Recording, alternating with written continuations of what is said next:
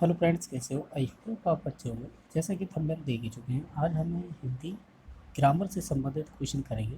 तो आप है खुद से जज कर पाना आपके कितने मार्क्स बन रहे हैं। सभी क्वेश्चन प्रीवियस में पूछे हुए हैं, तो आप खुद से भी जज कर पाओगे कि आपकी परीक्षा के अकॉर्डिंग है, यानी इस तरह के क्वेश्चन। ठीक है, तो देख लेते हैं किस टाइप के क्वेश्चन रहने वाले हैं।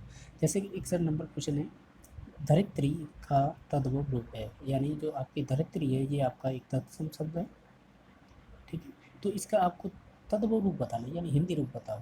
जैसे धरती, धरती, धरिता या धरित्री।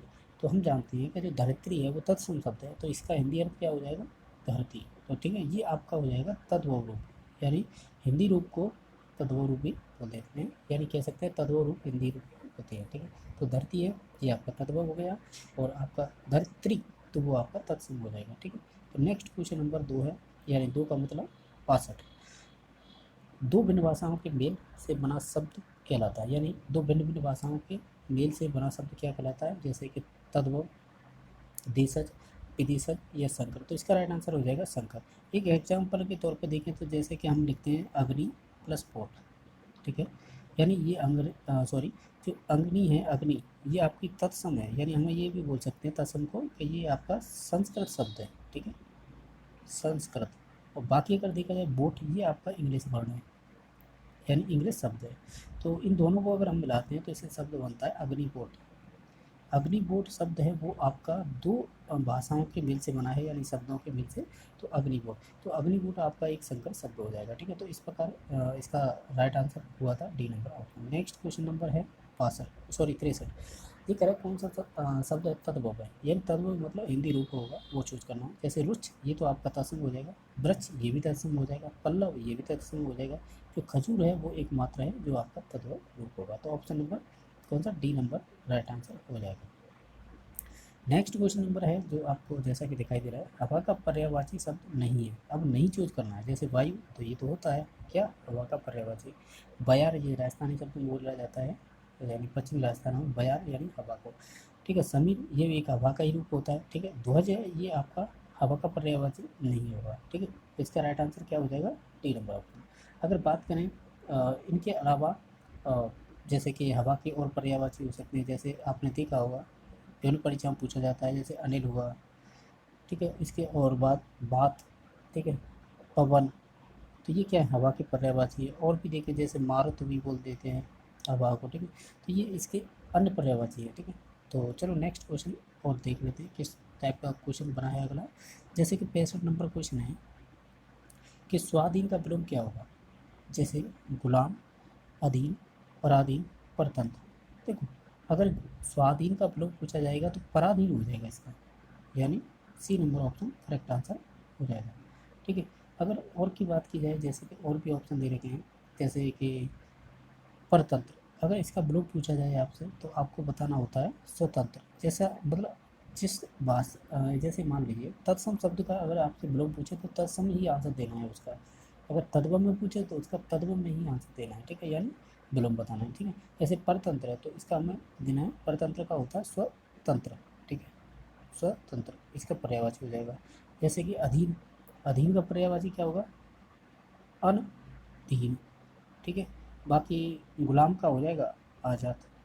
ठीक, यानी जैसा शब्द पूछा जाए उसी के अनुसार आपको आंसर देना होता है। तत्सम में पूछा तो तत्सम में आंसर देना, और तत्व में पूछा तो तद्भव के अकॉर्डिंग। ठीक है, तो इसका तो राइट आंसर सी हो जाएगा। बाकी नेक्स्ट क्वेश्चन देख लेते हैं 66 नंबर कि आपका नेक्स्ट क्वेश्चन नंबर है 66। फिल इन द ब्लैंक्स बोलो, कोई सुन लेगा, वाक्य में रेगिस्तान में आएगा। जैसे कि आपको रेगिस्तान में ऐसे ही ये 4 ऑप्शन दे रखे हैं, इनमें से आप शब्द चूज करना है कि जो इसे संतुष्ट करे। यानी जोर से बोलो कोई सुन लेगा, ऐसे ये तो होगा नहीं। गाकर बोलो, ये भी नहीं होगा। चीख कर बोलो, ये भी नहीं होगा। ये सेंटेंस सही बैठेगा, यानी धीरे बोलो कोई सुन लेगा। और वाक्य जो है ये मैं रेगिस्तान दिया गया, तो इसमें सही फिल होगा डी नंबर ऑप्शन, यानी धीरे। ठीक है, नेक्स्ट क्वेश्चन नंबर देख लेते हैं। ये कह रहा है बाकी में शब्दों का क्रम निर्धारित होता है। यानी आप जैसे कि जो वाक्य होते हैं उनमें शब्दों का जो क्रम होता है, यानी जो अरेंजमेंट होता है वो कैसे होता है? पदक्रम से, भाषा से, छंद से या अलंकार से। जैसे कर्ता, जैसे कर्ता कर्म क्रिया, ये हिंदी का एक क्रम होता है। तो ऐसे इस प्रकार होता है, वो पद क्रम में होता है, यानी इसे हम पद क्रम कह सकते हैं कि वाक्य में शब्दों का क्रम निर्धारित होता है, वो पद क्रम के अनुसार होता है। ठीक है, तो option number A correct answer हो जाएगा। आपका जो नेक्स्ट क्वेश्चन नंबर है 68, यानी शुद्ध वाक्य बताओ। जैसे दरअसल में वह उससे प्रेम करता है, डाकू के पैरों में हथकड़ियाँ हैं, यह ऐतिहासिक घटना है आपका भगवती।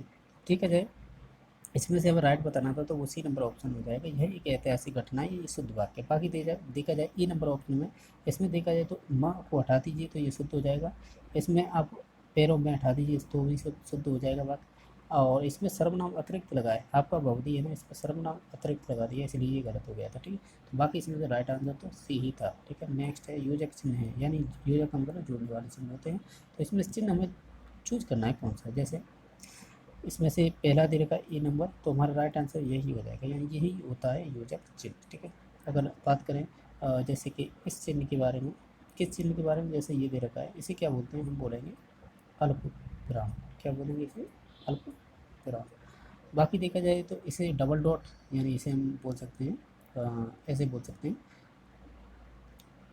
वितरण चिन्ह बोलेंगे, यानी ठीक है, इसमें अगर ऐसे क्रम लग जाए ना तो ये वितरण चिन्ह हो जाता है। अगर इसकी बात करें डी नंबर ऑप्शन की, तो इसे बोलेंगे अर्धविराम। क्या बोलेंगे, अर्धविराम। ठीक है, तो इसका तो राइट आंसर ये था। बाकी आगे चलते हैं। नेक्स्ट क्वेश्चन हमारे लाघव चिन्ह का प्रयोग किया जाता है, यानी जो लाघव चिन्ह होते हैं उनका प्रयोग किया जाता है। तो अगर देखें उद्धरण के लिए या बड़े अंश का सबसे संक्षिप्त रूप लिखने के लिए, तो हम यही राइट आंसर हो जाएगा, यानी हम इसका यूज़ करते हैं बड़े अंश का संक्षिप्त रूप लिखने के लिए। ठीक है, और नेक्स्ट क्वेश्चन है, देखो नेक्स्ट क्वेश्चन के लिए देखा जाए तो हम गद्यांश देखते हैं। इसमें से देख लीजिए, आपके इस गद्यांश को पढ़ के देख लीजिए, उसके बाद जो नीचे दिए गए हैं क्वेश्चन उनको सॉल्व करेंगे, क्योंकि इसी के अकॉर्डिंग पूछे जाते हैं। ठीक है, चलो देख लेते हैं क्वेश्चनों को। जैसे कि आप क्वेश्चनों को पढ़ते हैं तो उसके बाद जो 73 नंबर क्वेश्चन है, इस गद्यांश यानी इसका गद्यांश का शीर्षक क्या होगा ये बताना। जैसे पर्यावरण प्रदूषण, आसपास का वातावरण, संतुलित विकास, सजीव और निर्जीव अवयव। अगर इस गद्यांश को पढ़ते हैं तो ये पर्यावरण अध्ययन के बारे में बताया गया, तो हम कह सकते हैं कि ये पर्यावरण प्रदूषण है, इसका गद्यांश का शीर्षक रहेगा। ठीक है, इसी के बारे में बताया गया है। ठीक है, नेक्स्ट क्वेश्चन नंबर है 74, जो है कि निर्जीव का अर्थ क्या होता है। तो निर्जीव का अर्थ होता है जीवन रहित, यानी नॉन लिविंग जो चीज़ होती है, जैसे कि वायरस हो गया, पत्थर हो गए, तो ये आपकी निर्जीव चीज़ें हैं, यानी जो हिल डुल ना सके, सांस ना ले सके। ठीक है, जो भी मेटाबॉलिज्म एक्टिविटी है वो भी ना हो पाए, यानी हमारे शरीर से संबंधित। ठीक है, बहुत सारी चीज़ें हैं जो इन चीज़ों में डिफरेंट कर सकते हैं, कौन सी चीज़ सजीव है और निर्जीव है। ठीक है, और नेक्स्ट क्वेश्चन देख लेते हैं।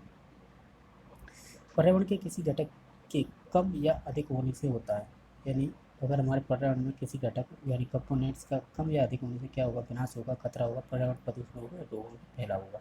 अगर इस गद्यांश को पढ़ते हैं तो हमने वहाँ देखा था पर्यावरण प्रदूषण होगा उससे। ठीक है, नेक्स्ट क्वेश्चन देख लेते हैं। क्वेश्चन नंबर 76 है, कौन सा वर्ण ओष्ठ नहीं है, यानी जो ओष्ठ उच्चारण स्थान नहीं होता है।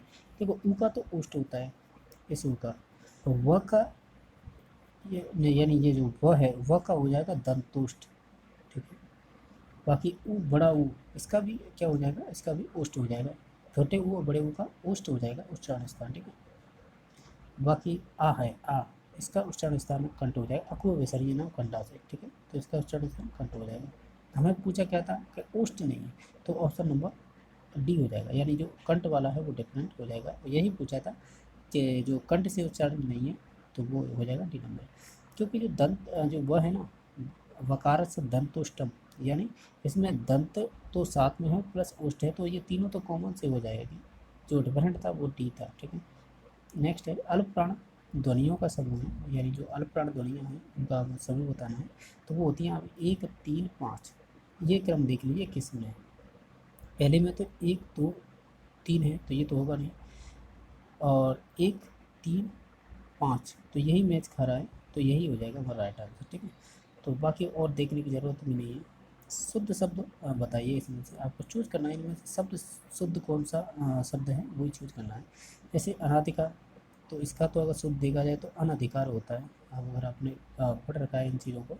ठीक है, विच्छिन्न, यानी विच्छिन्न की बात करें तो विच्छिन्न ऐसे ना लिखा जाएगा, ये विच्छिन्न शुद्ध अगर देखा जाए तो ऐसे लिखा जाता है, विच्छिन्न। ठीक है। तो ऑप्शन नंबर अभी तो राइट आंसर नहीं है। आशीर्वाद, आशीर्वाद ऐसे नहीं लिखा जाता, आशीर्वाद लिखा जाता है, आशीर्वाद, यानी ये व पे र ऊपर चढ़ता है, आशीर्वाद हो जाएगा, इसमें विसर्ग संधि होती है, ठीक है। कार्यक्रम ये सही लिखा है, यानी तो कार्य हमें पूछा क्या था, शुद्ध पूछा था ना, तो सही है, ये कार्यक्रम ही सही लिखा है। बाकी सभी अशुद्ध लिखे थे, जिनको मैंने शुद्ध बताया था। अनाधिकार का तो अनधिकार होता है, पीछे जो विचन लिखी है तो उसका विचन ऐसे रूप लिखा जाता है, ठीक है। और जो आशीर्वाद है ये आशीर्वाद ऐसे लिखा जाता है, ठीक है। तो बाकी क्वेश्चन देख लेते हैं। 79 क्वेश्चन नंबर है महाउदय, महा प्लस उदय, तो इसका मतलब ये गुण संधि हो जाएगी, तो महोदय शब्द बनेगा, ठीक है। तो option number A correct answer हो जाएगा। नेक्स्ट क्वेश्चन नंबर है सद्भावना, यानी तो सद्भावना का संधि विच्छेद पूछा है आपसे, जैसे सॉरी सब प्लस भावना होगा, सब प्लस द भावना होगा, या सत प्लस भावना होगा, या सत प्लस भावना होगा। तो इसका राइट आंसर होगा सत प्लस भावना होगा। सही तो देखा जाए संधि विच्छेद इसका, ठीक है। सत प्लस भावना, ये कौन सी संधि हो जाएगी, व्यंजन संधि हो जाएगी इसमें, ठीक है। यानी हम ये कह सकते हैं त प्लस जो भ है, ये अगर देखा जाए इन दोनों को मिला के तो शब्द बनता है, ये द में भय है वो मिल जाता है, तो फिर बनता है सद्भावना, ठीक है। तो option number D correct answer था, ठीक है। भक्ति का अर्थ नहीं है, यानी अगर आपको चूज करना है इसमें से कि भक्ति का अर्थ क्या नहीं, ठीक है, तो ऑप्शन है आपके सेवा, पूजा, श्रद्धा, कविता। तो देखो हमें भक्ति बतानी है, भक्ति भक्ति का मतलब होता है जैसे कि सेवा करना, ठीक है, और श्रद्धा करना ये भी आपका भक्ति से संबंधित होता है, पूजा करना ये भी आपका कह सकते हैं भक्ति से संबंधित है। लेकिन कविता का मतलब होता है काव्य, काव्य हम आप जानते होंगे ये आपके पद्य से संबंधित होता है, तो ये कहीं ना कहीं अलग हो रहा है भक्ति के अर्थ में, ठीक है। तो option number D correct answer हो जाएगा। ये कह रहे हैं संज्ञा का प्रकार नहीं है, यानी जो संज्ञा का प्रकार नहीं है वो बताना है। जैसे व्यक्तिवाचक तो होता है, जातिवाचक भी होता है, ठीक है, भाववाचक भी होता है, लेकिन जो देशजवाचक है ना ये नहीं होता है, ठीक है। अगर आप प्रकार पढ़ते हो तो ये प्रकार नहीं मिलेगा आपको, ठीक है, ठीक है। तो नेक्स्ट क्वेश्चन नंबर देख लेते हैं। आपका नेक्स्ट क्वेश्चन नंबर है, जैसा कि आप देख पा रहे हो कि समूह में सभी सर्वनाम प्रश्नवाचक है, यानी केवल आपको प्रश्नवाचक चूज करने कौन से, जैसे कौन, क्या, किसने। तो हमारा राइट आंसर यही हो जाएगा, क्योंकि सभी इसमें प्रश्नवाचक हैं, ठीक है। बाकी कोई देखने की ज़रूरत नहीं, इसमें वह सर्वनाम है तो ये तो होगा नहीं, इसमें जो शब्द आ गए इसी वजह से नहीं होगा, जिन्होंने उन पर उसको, तो उन पर तो ये भी नहीं होगा, ठीक है। तो हमारा ऑप्शन नंबर यही करेक्ट आंसर हो जाएगा।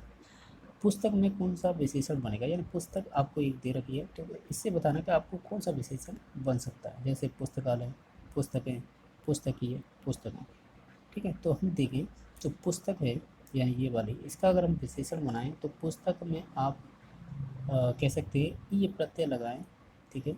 तो ये आपका हो जाएगा पुस्तकीय, तो ये आपका विशेषण बन सकता है, ठीक है। तो ऑप्शन नंबर सी में दे रखा है, तो इस वजह से हम कहेंगे C number option correct answer हो जाएगा, ठीक है।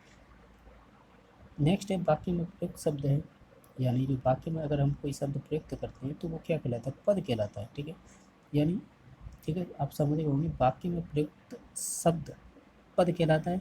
और भाषा का लिखित रूप अगर देखो, ये ऑप्शनों की बात करें, जैसे लिपि है, लिपि किसे कहेंगे, इसका तो राइट आंसर डी था, वो सॉरी बी था, ऑप्शन बी, ठीक है। जैसे भाषा का जो आपका लिखित रूप होता है ना, अरे ये क्या हो रहा है, भाषा का जो आपका लिखित रूप होता है उसे क्या बोलते हैं हम, लिपि। और पद किसे कहेंगे, जो वाक्य में प्रयुक्त हो जाए, यानी ये हो जाएगा स्टेप। अगर शब्दांश की बात करें, शब्दांश क्या होता है, हम कहेंगे शब्द का अंश, यानी शब्द का कोई अंश होता है तो उसे हम शब्दांश कहते हैं। बाकी और भाषा है ये काफ़ी व्यक्ति का माध्यम हो जाएगा, जो 4 नंबर ऑप्शन है, ठीक है। नेक्स्ट देख लेते हैं कि गड़े मुर्दे उखाड़ना का अभिप्राय क्या है, यानी इसका बताना है, जो गड़े मुर्दे उखाड़ना इसका अभिप्राय क्या है, ठीक है। तो ऑप्शन दे रखे हैं आपको। पहला है व्यर्थ श्रम करना, कब्रिस्तान में शरारत करना, अंतिम संस्कार करना, या पुरानी बातों को दोहराना। सबसे बेस्ट ऑप्शन रहेगा कि पुरानी बातों को दोहराना ही ये मतलब गड़े मुर्दे उखाड़ना होता है, यानी इसका अर्थ होता है अभिप्राय, ठीक है। बाकी नेक्स्ट क्वेश्चन देख लेते हैं। देखो फिल इन द ब्लैंक्स के साथ क्वेश्चन है कि किसी के सामने फिल इन द ब्लैंक्स मेरी आदत नहीं है। कैसी आदत नहीं है, हाथ फैलाना, अंगार पर पैर फैलाना या पैर रखना, नाको चने चबाना, ठीक है, और पत्थर की लकीर खींचना। तो बेस्ट ऑप्शन रहेगा कि किसी के सामने हाथ फैलाना मेरी आदत नहीं है, ये सेंटेंस सही बैठ रहा है इसमें, ठीक है। ठीक है, आगे देख लेते हैं। आपका अगला है कि भीगी बिल्ली होना का अभिप्राय है, यहाँ पर बताना भीगी बिल्ली का होना अभिप्राय है। हम ये कहेंगे कि डर जाना, यानी भीगी बिल्ली हो जाना मतलब डर जाना, सबसे कहना सबसे बेस्ट ऑप्शन रहेगा यही वाला। ठीक है, कौन सा मुहावरा नहीं है, यानी जो आपका मुहावरा नहीं है वो चूज करना। जैसे लाल पीला होना, तो ये तो मुहावरा हो जाएगा। ठीक है, जैसे कि सब जवाब दिखाना, ये भी आपका कह सकते हैं मुहावरा हो जाएगा। ठीक है, पीला मुंह होना, ये भी आपका एक कह सकते हैं अ, पीला मुंह करना। पीला मुंह होना तो हो सकता था, लेकिन पीला मुंह करना ये आपका कह सकते हैं मुहावरा नहीं होगा, यही नहीं होगा। ठीक है, तो हरा ही हरा सूझना, ये भी आपका मुहावरा हो जाएगा, सब जवाब भी हो जाएगा। लाल पीला होना होता है, पीला मुंह होना ये आपका कह सकते हैं मुहावरा नहीं होता। तो option number C correct answer हो जाएगा। नेक्स्ट क्वेश्चन है, नौकरी चाहने के लिए लिखा जाएगा, यानी जो परिपत्र लिखते हैं, ज्ञापन लिखते हैं, आवेदन पत्र लिखते हैं या विज्ञापन लिखते हैं। तो ठीक है, तो इसे लिखते हैं हम आवेदन पत्र। ठीक है, तो option number C correct answer हो जाएगा। ठीक है, तो इस प्रकार हमने जो भी क्वेश्चन किए, ठीक है, अगर किसी क्वेश्चन को लेकर डाउट है तो आप कमेंट करके बता सकते हैं। बाकी किसी क्वेश्चन को लेके किसी भी प्रकार की क्वेरी तो कमेंट करके पूछ सकते हैं। ठीक है, बाकी वीडियो देखने के लिए धन्यवाद।